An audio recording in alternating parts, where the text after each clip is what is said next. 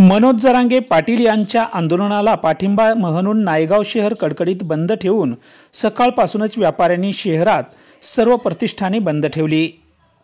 मराठा समाज बांधवांच्या वतीने रस्त्यावर उतरून एक मराठा लाख मराठा अशी घोषणाबाजी करत मराठा आरक्षणाचा प्रश्न मार्गी लावण्याची मागणी केली आहे। जरांगे पाटलाची तब्येत खालावली आहे, सरकार दखल घेत नाही। मराठा आंदोलकांनी केला सरकार विरोधात संताप व्यक्त।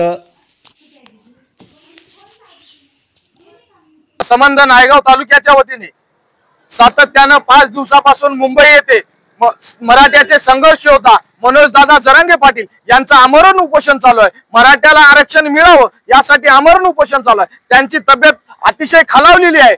इथं कुठेतरी सरकार त्यांची दखल घेत नाही। त्यासाठी आम्ही सकल मराठा समाजाच्या वतीने नायगाव बंदची हाक दिली होती। या नायगाव बंद हाक मध्ये सर्व व्यापाऱ्यांनी आम्हाला प्रतिसाद दिला, त्याबद्दल सर्व व्यापाऱ्यांचे मी आभार मानतो। आणि पोलीस प्रशासनाने आम्हाला सहकार्य केलं, त्याबद्दल सर्व पोलीस प्रशासनाचे आभार मानतो आणि सर्व समाज बांधवांचा आभार मानतो। आजच सकाळी नांदेड जिल्ह्याचे खासदार आमचे नेते रवींद्रजी चव्हाण साहेब जरांगे पाटलाच्या भेटीला गेलेले आहेत आणि पाठिंबा आधी तर दिलेलेच आहेत आणि स्वतः जाऊन आज भेट घेऊन पाठिंबा देण्यासाठी गेलेले आहेत।